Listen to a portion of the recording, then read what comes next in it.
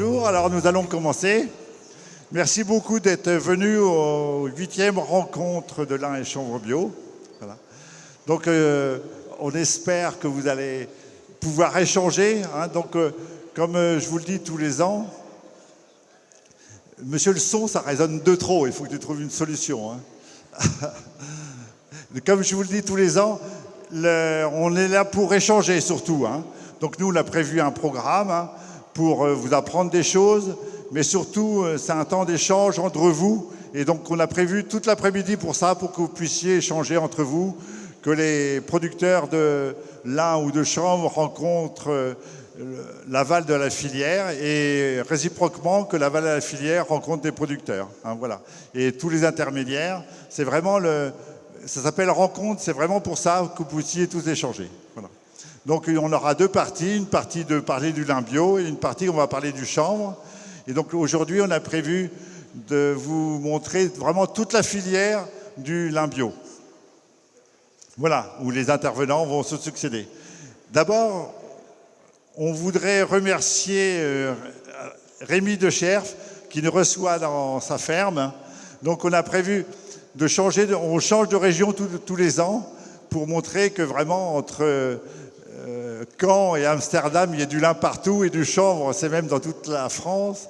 Et donc on change de région pour parler du lin bio dans toutes les régions. Donc cette année, c'est Rémi qui nous reçoit. Et je crois qu'on peut commencer par l'applaudir pour le remercier de nous recevoir.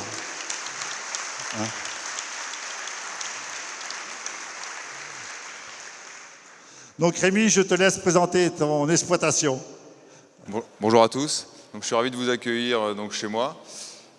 L'exploitation, j'ai 130 hectares, dont 30 hectares en bio.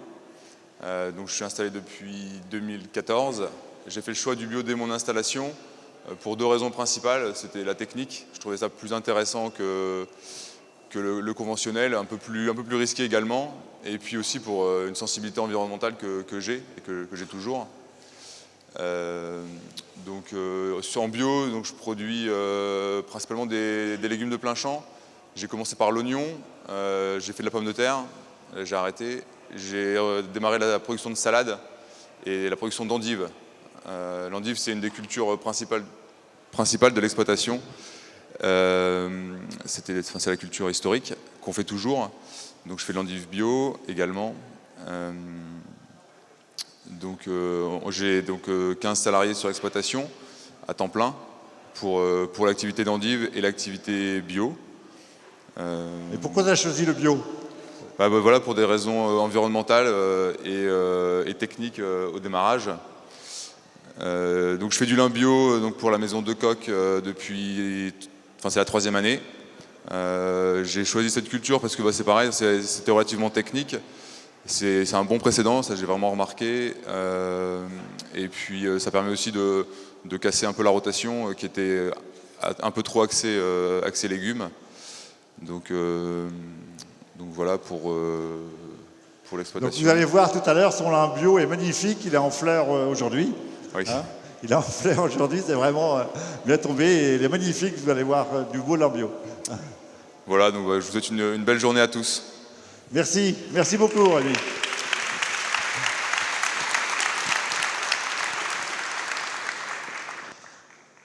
Maintenant, Paul va vous parler un tout petit peu de notre association. Il faut quand même qu'on en parle un tout petit peu. Paul, en 1 minute, il va nous présenter l'association.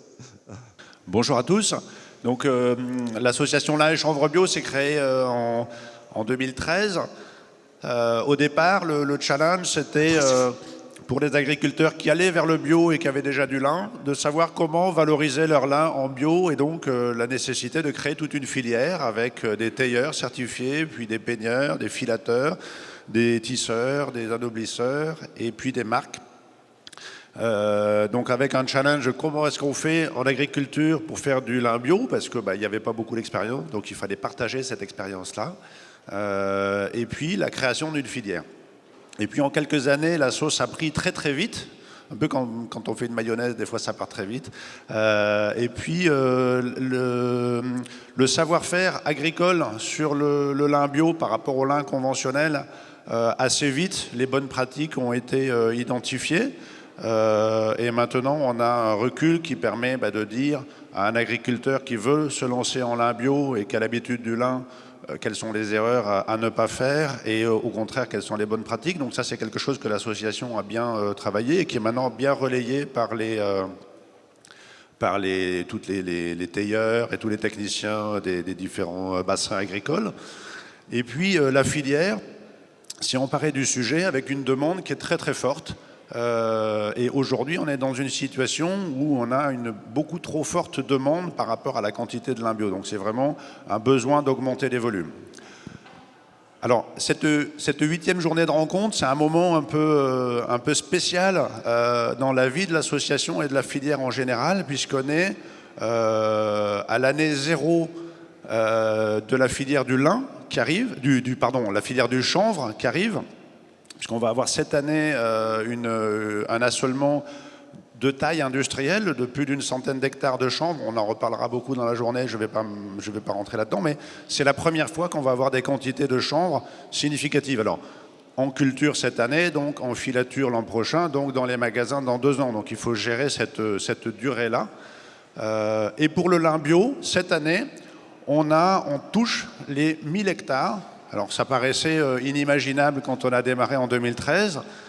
Aujourd'hui, on aimerait être 10 fois plus que 1000, mais c'est déjà une belle taille. Donc vous visiterez tout à l'heure, un peu symboliquement, le 1000e hectare de lin bio, alors bio et conversion, de France et Belgique, donc du bassin aligné aujourd'hui. Donc c'est vraiment un moment particulier où on sort de ce démarrage pour rentrer dans quelque chose d'un peu plus construit.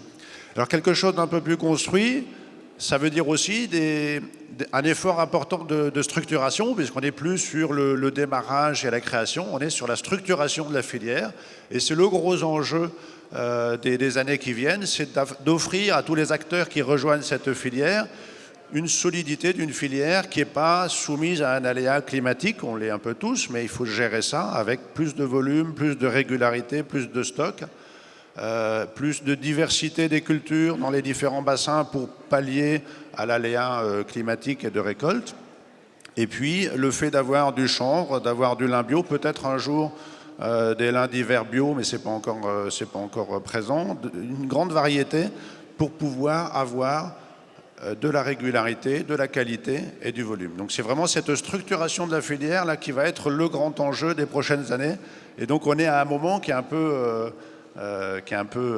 excitant parce que on construit quelque chose qui va pouvoir se mettre en place dans ces prochaines années. Et aujourd'hui sont représentés vraiment tous les métiers, depuis l'agriculture jusqu'aux marques, en passant par tous les métiers de l'industrie du textile, de la transformation, de l'industrie de l'habillement, de la mode, etc. Donc c'est vraiment tous ensemble, on a une aventure à raconter avec là où les fibres les plus écologiques, en tout cas les seules qu'on a en quantité industrielle en France. Donc c'est vraiment quelque chose de fort à mettre en avant. Donc merci à tous pour votre présence et comme l'a dit Jacques, la richesse de cette journée, c'est les échanges qu'on va essayer de faire émerger avec les présentations des métiers de chacun que vous pourrez voir sur les petites tables où il y a des présentations, dans les champs tout à l'heure et puis avec la visite en fin de journée. Voilà. Merci à tous. Merci Paul.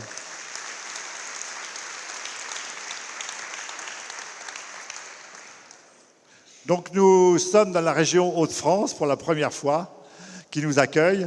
Donc monsieur Frédéric Motte, qui est le vice-président de la région, qui est aussi président de REF 3, va nous accueillir ou vous nous présenter un peu votre région. Très bien. Bonjour à toutes et à tous. Avec beaucoup de plaisir, au nom de Xavier Bertrand, de vous accueillir dans notre région. Certains la connaissent déjà, les autres, bienvenue sous un beau climat. Vous dire quelques mots justement sur ce sigle REF 3 que vous avez évoqué et qui est la mission qui m'anime au quotidien. Je suis convaincu, comme vous, nous aspirons tous à vivre dans un monde qui soit plus durable et plus solidaire.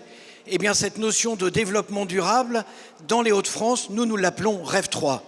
L'ambition que nous avons avec Xavier Bertrand, c'est de revisiter toutes les politiques de la région pour que nous soyons véritablement une région leader et exemplaire. Et donc, nous allons mettre ces enjeux des transitions énergétiques, parce qu'il faut absolument décarboner tout ça, les enjeux des transitions technologiques qui permettent de revisiter toutes nos entreprises, tous nos modèles économiques, qui en font même naître des nouveaux, je pense à l'économie circulaire. Mais nous avons aussi à gérer les transitions sociétales, les usages, la façon dont tout à chacun se vêtit, se déplace, se loge. Et je le disais, donc nous allons revisiter toutes nos politiques avec cette ambition Rêve 3. Mais tous ces enjeux, c'est pas nous les élus, Xavier Bertrand le dit toujours, ne sont pas les élus qui créent les emplois, sont vous les entrepreneurs. Nous, notre job, c'est de créer l'environnement, l'écosystème favorable à justement à ce que les innovations puissent émerger, que vos entreprises puissent se créer, se développer.